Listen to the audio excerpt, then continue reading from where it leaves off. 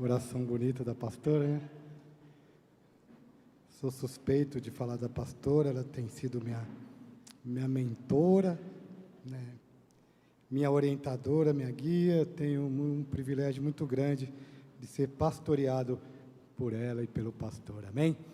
Irmãos, nesta noite, nós vamos abrir um parêntese nas ministrações sobre família. Eu deveria estar falando sobre família nesta noite, mas os pastores entenderam que a necessidade de falarmos de guerras e rumores de guerras, com o intuito de orientar a igreja dos últimos acontecimentos ali no Oriente Médio, trazer uma palavra de conforto, uma palavra de orientação, para não deixarmos a igreja à mercê, de repente, de ouvir outras fontes, mas que nós sejamos a fonte da verdadeira palavra, da verdadeira doutrina, que essa igreja tem se dedicado a ensinar. Amém?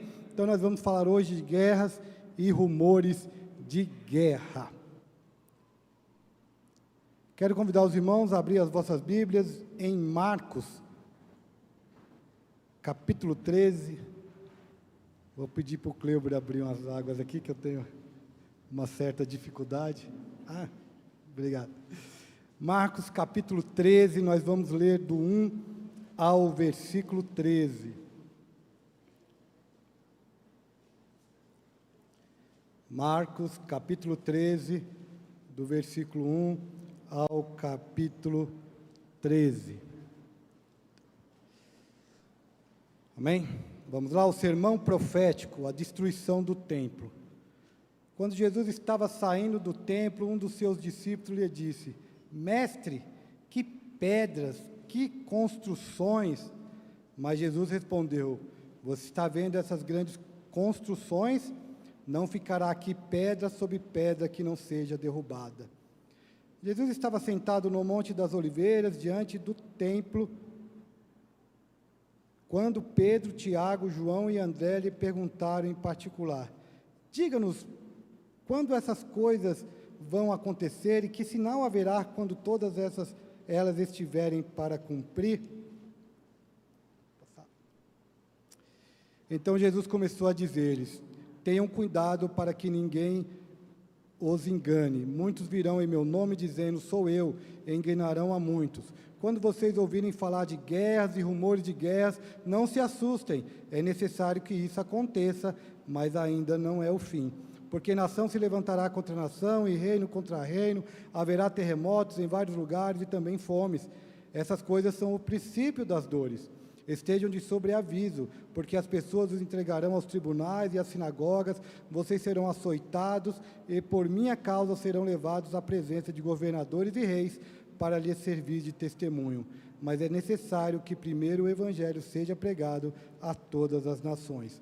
Quando, pois, levarem vocês para a entregar, não se preocupe com o que irão dizer, mas digam o que lhes for concedido naquela hora, porque não são vocês que estarão falando, mas o Espírito Santo.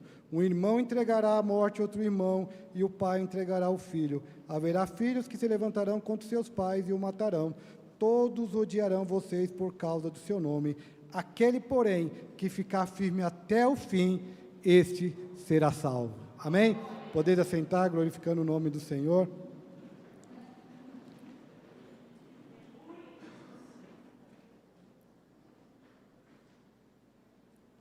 Primeiramente, na minha introdução, eu quero falar do conflito Israel e Hamas. O objetivo aqui não é dirimir todas as perguntas, mas só dar um overview, porque depois eu quero entrar no texto, e aí eu não quero me apartar do texto. Então, eu vou falar sobre o conflito Israel-Hamas. Os slides têm um pouco de informações, mas é porque depois eu vou postar essa apresentação lá no mural, para que os irmãos tenham acesso a esse conteúdo, tá ok? Essas informações eu tirei do site da BBC, né, uma emissora de TV de Londres, no www.bbc.com. O que é o Hamas? O Hamas é o maior dentre diversos grupos de militantes islâmicos da Palestina. O nome em árabe é um acrônimo, ou seja, Hamas wa na língua palestina, o A significa uma coisa, o A significa outra coisa, mas o que ele quer dizer? É um acrônimo para Movimento de Resistência Islâmica, isso que significa Hamas, que teve origem em 1987, após o início da primeira intifada, ou as revoltas palestinas, ou levante contra a ocupação israelense na Cisjordânia e da faixa de Gaza. Em seu estatuto, o Hamas se comprometeu com a destruição de Israel. No seu estatuto, um dos objetivos do Hamas é destruir Israel. O grupo inicialmente tinha um duplo propósito de implementar uma luta armada contra Israel, liderada por seu braço militar, as brigadas Ezedine, Al-Qassam, e de oferecer programa de bem-estar social aos palestinos. Então, eles tinham, principalmente, eles queriam destruir Israel e trazer bem-estar ou ações sociais que favorecessem o povo palestino, principalmente ali na faixa de Gaza. Venceu as eleições legislativas em 2006, pouco antes de reforçar o seu poder no ano seguinte, derrubando o movimento rival Fatah, do presidente da Autoridade Nacional Palestina, Mahmoud Abbas. Esse não foi o primeiro ataque do Hamas a Israel. Desde então, militantes em Gaza travaram 3 guerras com Israel, que junto com o Egito manteve um bloqueio na região para isolar o Hamas e pressioná-lo a interromper os ataques. Então, Israel se juntou ao Egito e eles pressionam o Hamas dentro da faixa de Gaza para interromper os ataques terroristas. Nessa nova escala do conflito, em 2021, o Hamas e Israel voltaram a lançar mísseis depois que um grupo de palestinos foi impedido de entrar no complexo da mesquita Al-Aqsa, em Jerusalém, um dos locais mais reverenciados pelo islamismo, no dia mais sagrado para o Islã. Causou a perda de mais de 200 e 300 palestinos na faixa de Gaza e 21 israelenses em Israel. Irmão, o Monte Sião, onde era o templo, hoje tem um templo chamado Domo da Rocha. Esse templo ali é um templo islâmico, e do lado fica essa mesquita Al-Aqsa, que eles acreditam que Maomé foi assunto ao céu. Então, o último toque que Maomé deu na terra foi exatamente onde está essa mesquita. Então, ali é um lugar sagrado, é o terceiro lugar mais sagrado para o Islã. Então, o exército de Israel proibiu alguns palestinos a frequentar essa mesquita e, irmão, a guerra ali é religiosa. Então, qualquer ação, por mínimo que seja, estoura uma guerra. Mas o que é a faixa de Gaza, né? O que é a faixa de Gaza? A faixa de Gaza é um território com 41 quilômetros de comprimento e 10 quilômetros de largura, situado entre Israel, Egito e o mar Mediterrâneo. Ela abriga cerca de 2,3 milhões de pessoas. Seria somar a população de Goiânia, a população de Aparecida, mais a população de Anápolis, e colocar exatamente ali no plano piloto. Onde é o plano piloto? Onde tem a Esplanada, tem o Parque Nacional de Brasília, Asa Sul e Asa Norte. Então, exatamente naquele pequeno território, você colocar toda a população de Goiânia, toda a população de Anápolis e toda a população de Aparecida dentro daquele local. Por isso, ele tem uma das maiores densidades populacionais do mundo. Israel controla o espaço aéreo de Gaza e também a costa marítima, além de restringir quem e quais mercadorias podem entrar e sair por suas passagens de fronteira. Da mesma forma, o Egito controla a sua fronteira ali com a faixa de Gaza. Segundo a ONU, cerca de 80% da população de Gaza depende de ajuda internacional e aproximadamente 1 milhão de pessoas contam com ajuda alimentar diária. Então, uma área muito sofrida. A faixa de Gaza aí. Cadê? Então, a faixa de Gaza é isso aqui, irmão. Então, vê aqui, ó, Israel, depois da divisão de 1948, aqui a Cisjordânia, aqui Jerusalém. A faixa de Gaza, aqui é o Egito. Então, essa faixa de terra aqui, que é a faixa de Gaza. Irmão, a Canaã, a antiga Canaã, quando Josué invadiu Canaã, né, e ali tomou toda aquela região, era composta pelo Estado de Israel, as colunas de Golã, a faixa de Gaza, a Cisjordânia, a Jordânia, uma parte do Líbano e uma parte da Síria. Então o povo de Israel, ele alcançou seu ápice no rei Davi e depois em Salomão. Então, quando que Deus cumpriu, olha que interessante, quando que Deus cumpriu a promessa da terra com Israel? No reinado de Davi. Ali ele cumpriu e entregou toda Canaã, e a faixa de Gaza pertencia a Canaã e pertenceu ao povo de Deus. Vamos para o que é que a Palestina e o que esses eventos têm a ver com ela. Então, a Cisjordânia e Gaza, conhecidas como territórios palestinos, assim como Jerusalém Oriental. Detalhe, Jerusalém, a cidade de Jerusalém, ela é dividida no meio. Então tem Jerusalém Ocidental e Jerusalém Oriental. Faziam parte da terra conhecida como Palestina desde os tempos romanos. No ano 200 depois de Cristo, o imperador Adriano, ele teve um levante dos judeus, ele foi lá, exterminou os judeus, e para passar raiva nos judeus, colocou o nome daquela região, não mais de Judéia, não mais de Israel, mas colocou de Filístia, porque era o nome dos filisteus, porque era o vizinho inimigo dos filisteus.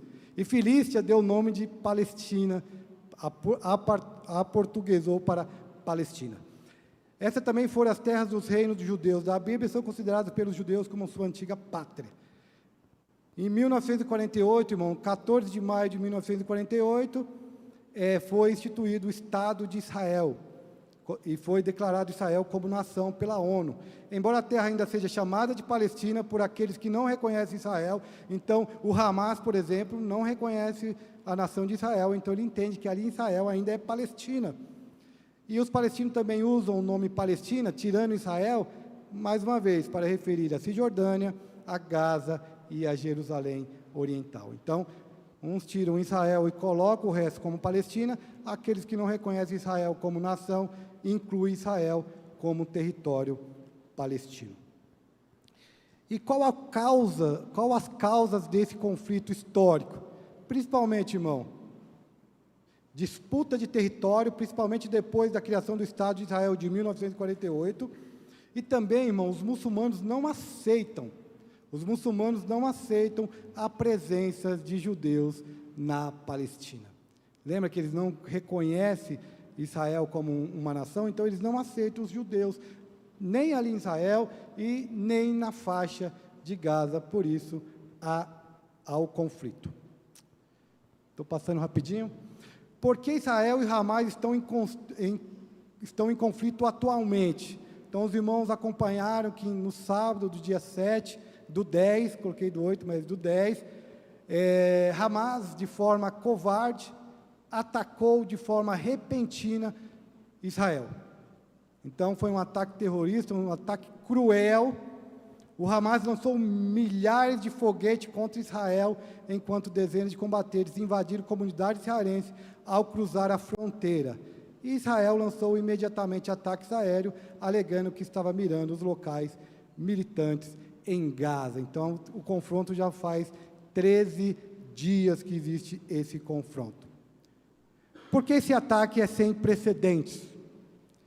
Essa é a operação mais ambiciosa que o Hamas já lançou a partir de Gaza, e o ataque transfronteiriço mais sério que Israel enfrentou em mais de uma geração. Os militares atravessaram a cerca que separa Gaza de Israel em vários lugares. O ataque sem precedentes ocorreu um dia após o 50º aniversário do ataque surpresa do Egito e da Síria em 1973, que deu início à Grande Guerra no Oriente Médio. O significado da data não terá passado despercebido com a liderança do Hamas. Então, eles esperaram uma data que era marcante, quando o Egito e a Síria atacaram a Israel, e eles lançaram mísseis de forma covarde, irmãos. Terrorista, ações terroristas. O Hamas é um grupo terrorista. Irmãos, e eu quero mostrar toda a minha solidariedade e o meu sentimento principalmente pelos civis que sofrem com a guerra. Os irmãos têm acompanhado pela televisão, crianças degoladas, crianças mortas, velhos, mulheres, pessoas covardemente sendo reféns, mortas, principalmente pelo Hamas. Então, eu quero mostrar meu sentimento e dizer que o Brasil não apoia esse tipo de conduta, principalmente esses ataques terroristas. Os números mais recentes que eu consegui foi do dia 16, mais de 1.400 mortos em Israel, principalmente no primeiro ataque, mais de 2.700 mortos no território palestino, mais de 4.000 mortos em 13 dias de conflito. Amém? Então, essa visão geral que eu queria trazer do conflito. E como crente, como nós cristãos devemos enxergar esse conflito em especial.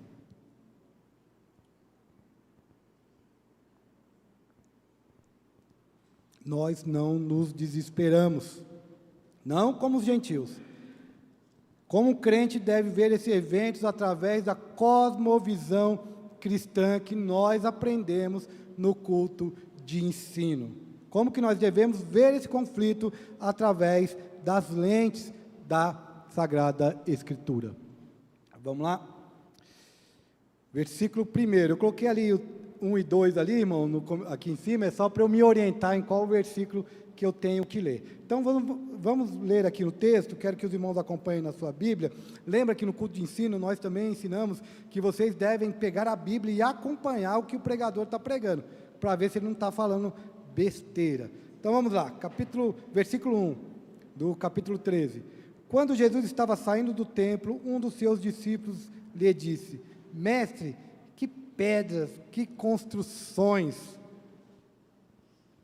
Então, Jesus estava saindo do templo. Que templo é esse? Nós sabemos que existiram 2 templos em Israel. O primeiro templo, construído por Salomão em 975 a.C., e foi destruído. E isso foi profetizado e foi destruído pelos babilônicos em 586 a.C. Então, aquele templo majestoso que simbolizava a presença do Senhor, ele foi destruído quando os judeus, ali a Judéia, o reino do sul, foi levado cativo para a Babilônia. Os irmãos aprenderam que voltou Zorobabel, voltou e em 516 ele reconstruiu o templo, o segundo templo. E em 19 a.C., ele foi ampliado pelo rei Herodes o Grande.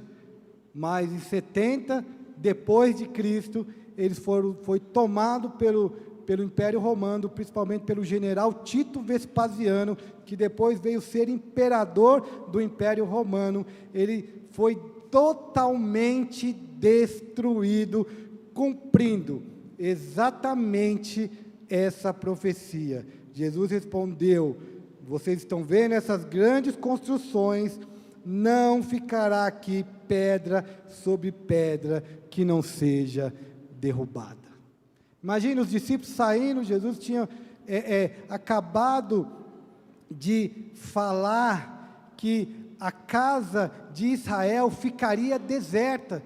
Se vocês olharem em Mateus 23, vocês vão perceber que Jesus tinha acabado de falar: eis que a casa de vocês ficará deserta. E aí os discípulos acho que ficaram com aquilo na cabeça, e eles saindo do templo, eles pensaram: será que a nossa casa, Jerusalém, e o templo ficava em Jerusalém, será que ficará deserta? E aí eles, para puxar assunto com Jesus, falaram: Jesus, olha, que pedras, que construções. Os historiadores dizem que o templo que Herodes ampliou, o segundo templo, era comparado à glória do templo de Salomão. Era um templo magnífico. E eles ficaram pensando naquilo: será que esse templo vai ser destruído? E aí Jesus falou assim: não, a sua casa não será derribada, não somente ficará deserta, mas será derribada. Essa figura de linguagem, essa hipérbole, não ficará pedra sobre pedra, era para demonstrar o tamanho da destruição que viria sobre Jerusalém. Lembrando que o templo era o centro da religião judaica. Então, sem o templo, sem a presença de Deus, mas em 70 depois de Cristo, não ficou pedra sobre pedra em Jerusalém. Em 70 depois de Cristo, Israel, comunidade política, deixou de existir. Em 70 depois de Cristo, Israel, como uma nação especialmente favorecida pelo Senhor, chegou ao fim. Houve a diáspora, que foi o êxodo do povo judeu, se espalhou pela Ásia, pela Europa e pela África. A casa de Israel ficou deserta e foi destruída. Jesus saiu do templo, foi para o Monte das Oliveiras, né? Diz aqui o versículo 3. Jesus estava sentado no Monte das Oliveiras diante do templo, quando Pedro, Tiago, João e André lhe perguntaram em particular. Então ele andou mais ou menos 3 quilômetros, chegaram no Monte das Oliveiras, e do Monte das Oliveiras dava para ver o templo em Jerusalém. E isso era um costume, né? Lucas 22, 39, fala que Jesus tinha esse costume, ensinava durante o dia no templo, e depois ia à noite para Jerusalém, ou para o Monte das Oliveiras. Não temos certeza se ele dormia no Monte das Oliveiras, ou ele descia para a casa de Lázaro, e ali ele dormia. E era geralmente no final da tarde. Então eles estavam olhando, imagine, aquelas palavras de Jesus caiu como uma bomba no coração dos discípulos, porque aquilo era o símbolo da religião deles, e eles foram pensando, andando 3 quilômetros, pensando e tomando coragem para perguntar para Jesus. E aí, quando eles chegaram lá no Monte das Oliveiras, eles ainda ficaram olhando para o templo, e aí eles perguntaram. Lembrando, irmãos, qual que era o contexto? Olha que interessante. Olha qual que era o contexto. Era Jesus mais 12 discípulos encurralados. Vemos que aqui é a última semana de Jesus na terra, né? Aqui, antes de morrer na cruz. Ele estava sendo encurralado pelos judeus. Eles subiram no monte. Era um mestre com 12 homens. E aí eu falo aqui, né? Ou Jesus era um megalomaníaco, que é um transtorno de personalidade, de poder, que a pessoa que tem se fantasia situações onde ele é exageradamente reverenciado, porque Jesus começa a falar algumas coisas, irmão, o cristianismo nem havia nascido. Jesus, um homem com 12 discípulos, e ele vai falar algumas coisas aqui que não era a realidade daquela época. Parecia que aquele ensinamento, aquele homem parecia que ia dar em nada, porque Jesus já havia revelado que ele ia morrer, ele ia ser entregue aos judeus, ia ser entregue aos romanos para ser morto. Os discípulos estavam ouvindo esse discurso, Jesus veio falando, e de repente Jesus começa a falar algumas palavras, irmãos. Imagine, 12 pessoas que detinham conhecimento específico de uma religião, que nem era religião, era um conjunto de doutrinas que eles estavam ouvindo de um mestre. Se nós, de repente, ouvisse Jesus falar isso, de repente falar, não, esse cara está viajando na maionese, esse cara está exagerando. Irmão, não tinha nada que apontava para as coisas que Jesus iria dizer nesse capítulo.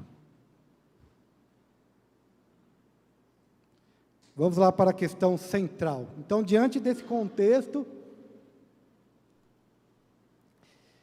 Versículo 4, diga-nos quando essas coisas vão acontecer e que sinal haverá quando todas elas estiverem para se cumprir. Irmãos, Jesus tinha acabado de falar que o templo ia ser destruído.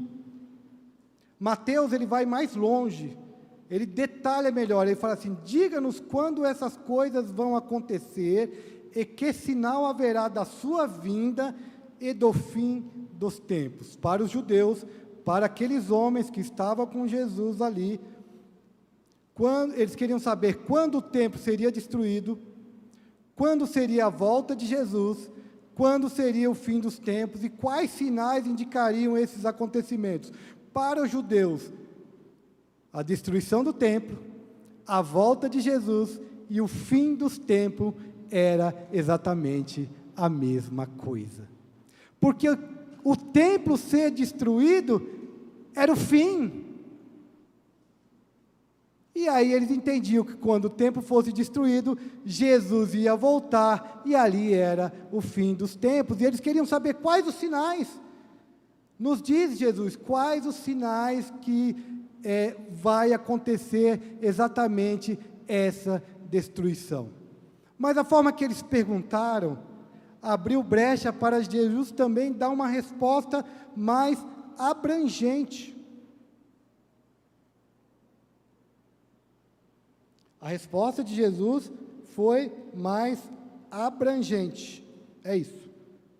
Então ele responde o que aconteceria na destruição do templo em 70 depois de Cristo, mas ele também responde sobre o fim dos tempos. Ele dá uma resposta para as duas perguntas. Então ele faz esse texto, nós não vamos tratar ele inteiro, mas o capítulo 13, ele é dividido em 3 partes, e ele faz uma analogia, Jesus faz a analogia como uma mulher grávida, é como se a história tivesse grávida de Jesus. Então, essa parte que nós lemos seria as dores iniciais do parto, o princípio das dores. Então, as mulheres que ganharam neném aqui de forma natural, sabe que começa a sentir uma dor nos princípios das dores. Depois vem uma intensa dor do parto, que chegou a hora do parto, que é a grande tribulação. E depois o parto, que é a vinda de Jesus, ou seja, o nascimento aí do Filho. Jesus faz essa analogia. Então, quando você lê esse texto do capítulo 13, até o versículo, do capítulo 13, versículo 1 até o versículo 27, é exatamente essas 3 partes. O princípio das dores, a grande tribulação e a volta de Jesus. Amém? E ele começa falando dos sinais. Eles queriam os sinais, ele começa a falar dos sinais. Vamos rapidinho. Primeiro sinal. Então Jesus começou a dizer-lhes: tenham cuidado para que ninguém os engane. Muitos virão em meu nome dizendo, sou eu, e enganarão a muito. Então, o primeiro sinal é falsos mestres. Muitos dirão, eu sou Cristo, e enganarão a muito. Estima-se, irmãos, que hoje existem 10 mil religiões no mundo. Sempre existiram os enganadores e sempre existiram os enganados. Nós aprendemos na nossa série das 7 igrejas do Apocalipse, qual que era o principal combate ali no primeiro século? Era dos falsos mestres. Então, desde quando iniciou a igreja, surgiu os falsos mestres, e até hoje, irmãos, existem falsos mestres. Nós estamos aprendendo sobre os 5 solas da Reforma, e em Sola Christus, eu trouxe que já existia o misticismo, o asceticismo, então já existia falsos mestres no primeiro e no segundo século, e sempre existiu, e também existe hoje, na Idade Antiga, na Idade Média, na Idade Moderna e a pós-moderna. Sempre existiram falsos mestres. E ele continua. 7. Quando vocês ouvirem falar de guerras e rumores de guerras, não se assustem. É necessário que isso aconteça, mas ainda não é o fim, porque nação se levantará contra nação e reino contra reino. Irmãos, desde quando o mundo é mundo, tem guerra. As guerras registradas na Bíblia, as guerras registradas nos livros de história, as guerras registradas em artefatos históricos.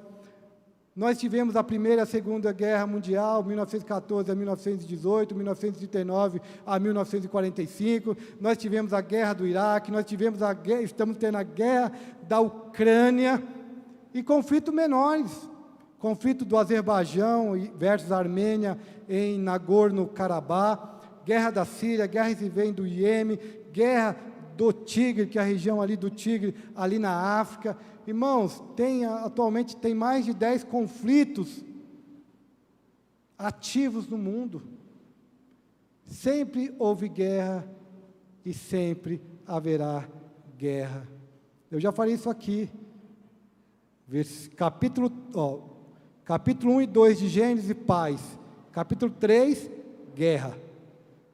Até o capítulo 20 de Apocalipse. Capítulo 21 e 22, paz. Somente nos 2 primeiros capítulos da Bíblia é paz, e nos 2 últimos capítulos da Bíblia, paz. Nesse intervalo, guerras. Amém? E ele fala, porque é necessário, né? Jesus fala, porque isto é necessário. Estranho, né? No meio da conversa aqui, ele fala, é necessário que isto aconteça. Eu acredito que é a maneira que Deus demonstrar que a humanidade que Deus criou, criação, então lembra do cosmovisão cristã, não é capaz de resolver seus próprios conflitos e problemas. Desde quando o pecado entrou no mundo, guerra, porque o homem não é capaz de resolver esses conflitos. Mostrar quão profundo o pecado entrou no coração humano, queda. Ontem nós estávamos conversando sobre isso. O problema não é o que você faz, o problema é a inclinação do seu coração. O seu coração é corrupto. E se não for a ação do Espírito Santo em mudar essa direção, em transformar seu coração de pedra em coração de carne, você não escolhe fazer o bem.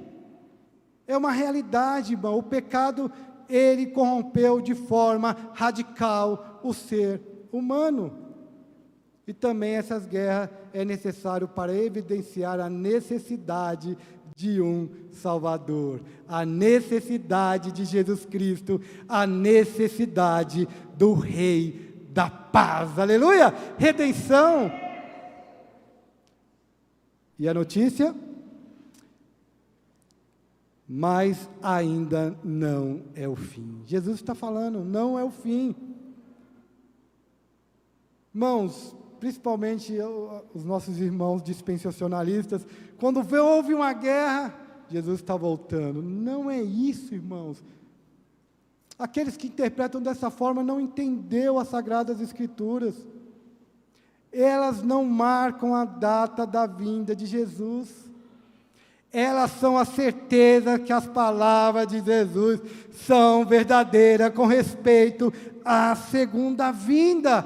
Não quer dizer que Jesus está breve ou longe para voltar, mas quer dizer que é certeza que Jesus vai voltar, aleluia.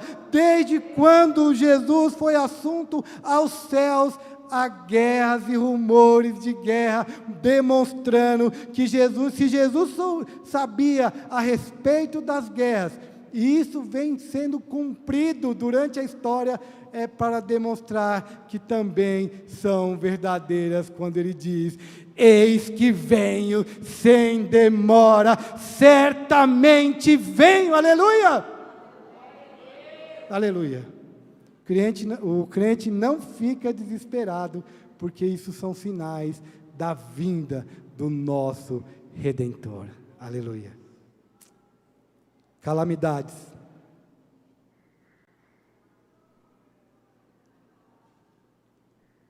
Lucas, Mateus, vai passando aí que eu acho que é mais fácil. Quando eu passar aqui, você passa aí, tá bom? Calamidades.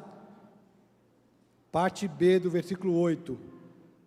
Haverá terremotos em vários lugares e também fomes. Essas coisas são o princípio das dores. Haverá grandes terremotos, epidemias e fome em vários lugares. Aqui Lucas acrescenta epidemias, coisas espantosas e também grandes sinais vindo do céu. Irmãos, segundo a matéria do Globo, aqui do G1, existem hoje 735 milhões de pessoas passando fome no mundo. Somente no Brasil são 21 milhões. Lembrando que a gente tem uma população de 215 milhões de habitantes. Ou seja, 10% da população do Brasil passa fome. De insegurança alimentar, 2,3 bilhões do mundo. E no Brasil, 70,3 milhões de pessoas com insegurança alimentar. Não tem certeza se comerá alguma coisa amanhã.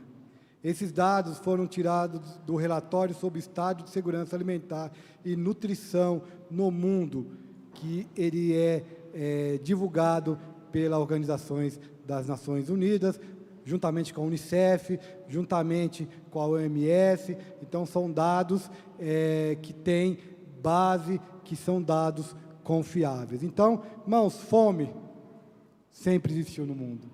O que eu quero demonstrar, irmãos, que o que está acontecendo hoje não é novidade. Sempre aconteceu calamidades e fome. Terremotos.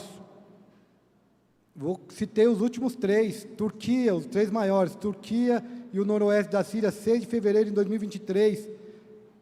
Magnitude 7,8. Mais de 50 mil pessoas morreram nos dois países, 214 mil prédios desabados. Haiti, 14 de agosto de 2021, um terremoto de magnitude 7,2 atingiu o sul do país, matando mais de 2.200 pessoas e destruindo cerca de 13 mil casas.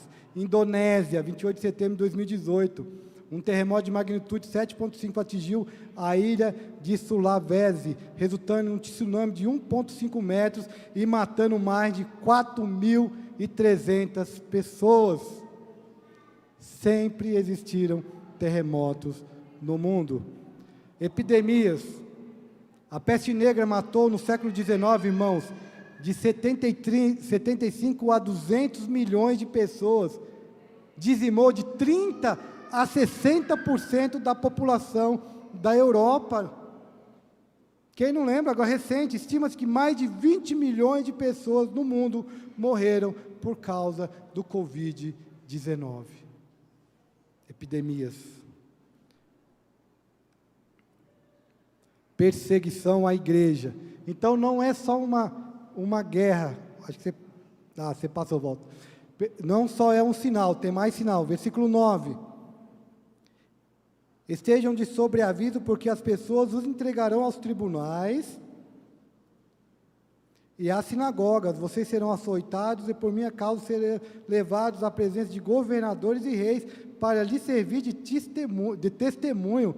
Irmãos, imagine, voltando aqui, 13 pessoas reunidas e o mestre deles falava: vocês vão ser levados perante reis, governadores. Irmãos, o cristianismo não era uma realidade naquela época. Como um grupo de 13 pessoas iriam incomodar reis? Não era só um rei, era reis, governadores. Voltando ao versículo, apareceram falsos profetas, muitos dirão que são Cristo. Muitos, irmãos. A religião nem existia e Jesus já profetizava que muitos viriam para enganar. Então a religião não seria somente a religião certa, mas ia também gerar religiões ruins que copiariam dessa religião. Então são informações e afirmações que não era possível na época que Jesus estava falando. Estima-se que mais de 360 milhões de cristãos enfrentam algum tipo de perseguição. Site portasabertas.org.br. Hoje o cristianismo é a maior religião do mundo, 2,18 bilhões de cristãos, cerca de 30% da população mundial é cristã. Imagina isso. 3 séculos se tornou uma das religiões oficiais do Império Romano. Em 3 séculos, apenas 300 anos, se tornou em uma das religiões oficiais do Império Romano. E aí eu vou pular para o versículo 11. Depois eu volto ao versículo 10. Quando, pois, levarem vocês para o entregar, não se preocupe com o que irão dizer, mas digam que lhes foram concedidos naquela hora, porque não são vocês que estão falando, mas o Espírito Santo. Olha que bênção. Jesus falou, só notícia ruim, assim, teoricamente, né, para eles. Porque imagine a motivação. Você vai seguir a mim, vocês vão ser açoitados, presos, perseguidos, mortos. Imagine, irmãos, se fosse nós íamos falar igual aquela multidão, dura esta palavra. Diferente de muito pastor, coach, diferente de muitos pastores que ficam pregando a teologia da prosperidade, falando que se você vir para a igreja, seus problemas vão acabar, você vai ter carros, você vai ser bem sucedido. Diferente o discurso aqui de Jesus, mas ele falou, olha, vocês vão ter a presença do Espírito Santo, aleluia. E o Espírito Santo ainda não tinha descido, eles não tinham ainda a noção do que era o Espírito Santo. Jesus falou, não vou deixar vocês órfãos. João 14, 25 e 26, ele fala, tenho dito isso enquanto ainda estou com vocês, mas o Consolador, o Espírito Santo, que o Pai enviará em meu nome, esse ensinará a vocês todas as coisas e fará com que se lembre de tudo que eu lhes disse. Ele falou, vocês vão sofrer, mas eu estarei com vocês. Eu, pessoalmente, em carne e osso, não estarei, mas espiritualmente estarei com vocês. O Espírito Santo lhe concederá o que falar em situações extremas. Eu só coloquei uma observação. Isso aqui, irmãos, não é para a gente pegar esse versículo isolado e uma desculpa para não estudar a Bíblia. Não é. Não vou estudar porque na hora do Espírito Santo vai falar. Vai falar o quê? Porque fará com que ele se lembre de tudo que eu lhes disse. Se Jesus não está te dizendo nada, se você não está se alimentando da palavra, o que o Espírito Santo vai trazer à sua mente? Nada. Eu oro com a Sofia, eu oro e eu ensino ela a orar assim, Senhor, me lembre de tudo que eu estudei. Eu não oro para que ela tire uma boa nota de forma injusta, mas que ela tire uma boa nota de acordo com o que ela estudou. Aquilo que ela estudou, o Espírito Santo não precisa trazer à mente dela. E nós somos assim também. Amém? Vamos caminhar. Versículo 10, rapidinho. Quando, pois, mais é necessário que primeiro o Evangelho seja pregado a todas as nações. Mateus fala mais, e será pregado esse Evangelho do reino por todo o mundo, para testemunho a todas as nações, então virá o fim. Então é pregação a todas as nações, não é a todos os indivíduos, um por um. Isso é humanamente impossível, que todo dia está nascendo gente. Então não tem como um recém-nascido ouvir a palavra de Jesus. Então é todas as nações, etnias. E a igreja tem investido nisso, em missionários, tradução da Bíblia, rádio, TV, mídias sociais. O Evangelho tem se alastrado por todo o mundo. Então, e será pregado este Evangelho? Não é uma dúvida, irmãos. Aqui é uma afirmação. E será pregado, independente se você quer ir ou não pregar o Evangelho, Deus levanta outro e o Evangelho será pregado. É uma afirmação que esse Evangelho será pregado por todo mundo. Versículo 12. Um irmão entregará à morte outro irmão, e o pai entregará ao filho. Haverá filhos que se levantarão contra os seus pais e os matarão. Não, Caim e Abel. Primeiro, já começou a cumprir isso aqui. Então, a gente vê que a divisão entre famílias sempre existiu, mas Jesus está falando que aqueles que seguem Jesus amará mais que a sua própria família, e que a família entregaria os seus familiares para a morte. Mas Jesus estava falando aqui da fidelidade dos seguidores de Jesus. Então, sempre existiu pai contra filho, filho contra pai. Isso é um sinal que Jesus certamente vem. Versículo 13. Todos odiarão vocês por causa do meu nome. Aquele, porém, que ficar firme até o fim, este será salvo. Olha que final, irmãos. Só tribulação, só dificuldade, só morte, só perseguição. E aí Jesus finaliza essa parte do sermão. Aquele, porém, que ficar firme até o fim, será salvo. Irmãos, se você é o boa praça, se você é o querido, aonde você chega, tem alguma coisa errada. Se você não incomoda com o cristianismo, é porque você não está fazendo diferença aonde você está indo. Se lá no serviço, eu não estou falando que você tem que procurar inimizade, não estou falando de forma pessoal, mas se o seu testemunho não incomodar, tem alguma coisa errada com você. Se você se mistura no meio da multidão, está na hora de você rever o seu cristianismo, porque o crente incomoda.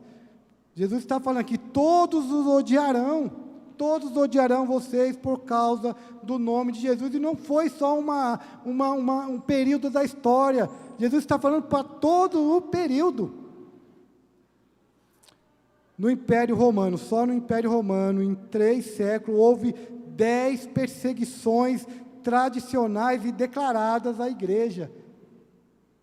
De 66 depois de Cristo até 305 depois de Cristo, foram 10 perseguições. Irmãos, eu estava falando que ontem, no ensino dos homens, que os 12 apóstolos, com exceção de Judas, que suicidou, com exceção de João, os 12 apóstolos, todos eles foram martirizados, lixados, transpassados por espadas, crucificados, arrastados em praças públicas, decapitado, o qual Paulo foi decapitado, foi o que ganhou uma execução mais honrosa, porque ele era romano, ele tinha cidadania romana. Todos foram martirizados, irmãos. João foi exilado na ilha de Pátimo, como nós aprendemos, 18 meses exilado. Quando Nero subiu o Império Romano, centenas de cristãos foram queimados, irmãos. Colocaram eles em estacas distribuídos pela cidade de Roma. Centenas de cristãos, com betume. E fizeram uma grande festa. E atearam fogo em centenas dos nossos irmãos, por causa do amor de Jesus. Diz a história que Nero, montado em uma carruagem com 2 cavalos brancos, percorria a cidade para ouvir a agonia dos cristãos. Uma grande festa deu naquele dia. Diz que Nero pegava os cristãos, amarravam ele com peles de animais fresco, soltava num cercado contendo dezenas de cães para serem mordidos e mutilados até a morte. Quando o Coliseu foi inaugurado em 80 depois de Cristo, centenas e milhares de cristãos foram destroçados e devorados por feras e mortos cruelmente por gladiadores, como sendo um espetáculo para a turba, para a multidão, onde eles aplaudiam aqueles eventos. Nessas perseguições, eles eram amarrados em cavalos, Um braço num cavalo, outro braço no outro cavalo, as pernas em outro cavalo, e esses cavalos eram puxados até serem esquartejados. Foram crucificados de pontas cabeças, foram decapitados, eram queimados vivos. Nós aprendemos que Policarpo, ele foi morto, irmãos. Colocaram ele dentro de uma estátua assim de bronze, de um boi. Imagine uma estátua de um boi, ou de um búfalo, ou de um touro, oco de bronze. Colocaram ele lá dentro, fecharam a porta, acenderam uma fogueira, e ele foi cozinhado, cozido, vivo, dentro desse animal. Mas todavia existe uma palavra de conforto, mas aquele que permanecer até o fim, este será salvo. Aquele que permanecer leal a Cristo durante o período das perseguições, entrará na glória. Para si, acabará ali, quando ele morrer, ele encontrará Jesus, mas para a igreja será quando Jesus voltar à sua segunda vinda.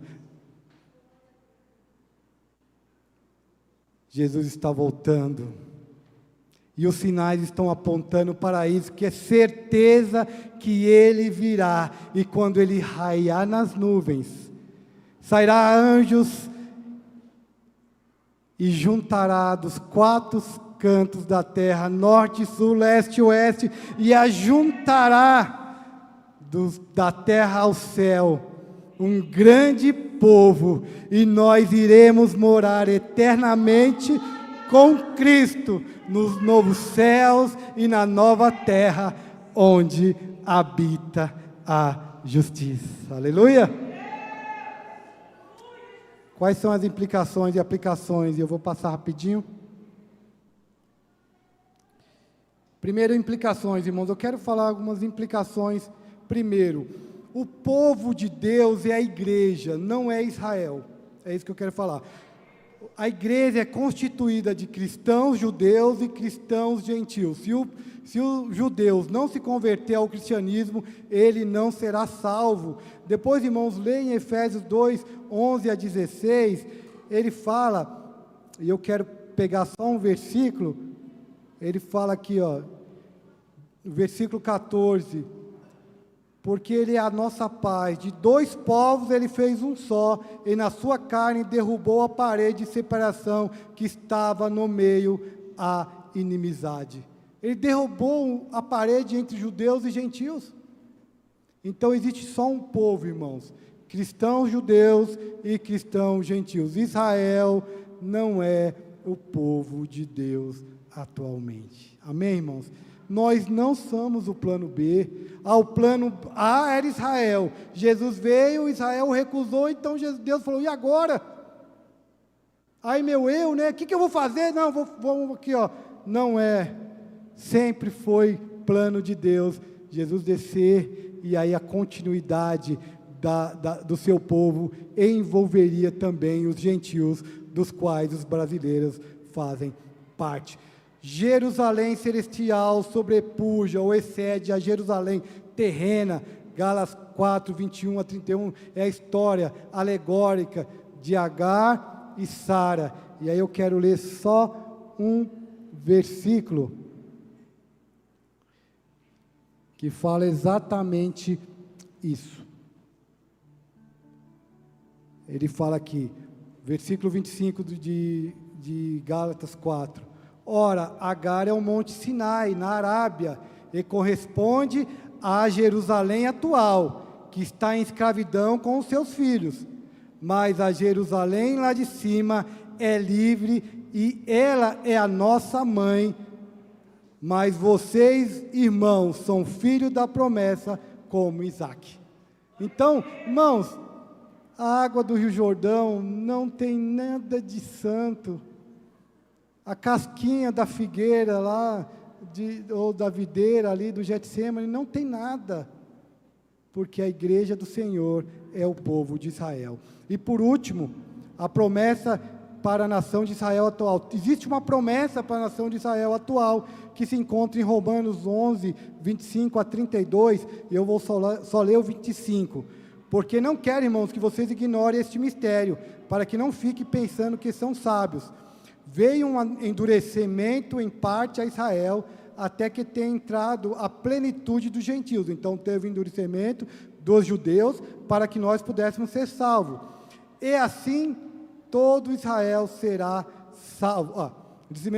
Até que tenha entrado a plenitude dos gentios. Então teve o endurecimento de Israel, para que os gentios fossem salvos. Quando chegar o fim, a plenitude da salvação dos gentios, todo Israel será salvo. Então eu creio que no fim dos tempos haverá uma conversão maciça de judeus ao cristianismo. Essa é a única promessa pendente para o povo judeu. Nação, terra, numerosos filhos, tudo isso se cumpriu ou está se cumprindo na igreja. Amém? Vamos ficar em pé, irmãos? Desculpa eu ter avançado um pouquinho no tempo, só quero fazer 3 aplicações. Devemos vigiar, porque não sabemos quando será a vinda de Cristo. Jesus exatamente fala isso: vigiai, porque nós não sabemos quando será a vinda de Cristo. Segundo, devemos nos manter fiéis a Cristo durante a nossa peregrinação nesta terra, independente das situações adversas. Lembra dos mártires? Nós temos que pegar isso como exemplo e temos que ficar firmes. E terceiro, a vinda de Jesus é certa, pois passará o céu e a terra. Porém, as suas palavras, essas palavras proféticas que o próprio Cristo falou, não passarão. Aleluia!